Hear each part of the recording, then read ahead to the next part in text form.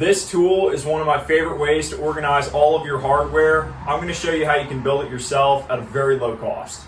I'd say a common problem for many people is having the correct tool for a job but not knowing where it is, and I'm no exception to this. For this reason, I wanted to come up with a way to organize all of the hardware in my garage so that way it was all visible and I could see what I had to work with for any job. For this reason, I thought it would be easier just to buy a Lazy Susan for tools or hardware online, but upon Google searching, many of the options were hundreds if not thousands of dollars. So to cut cost, I decided I could make one just as functional myself.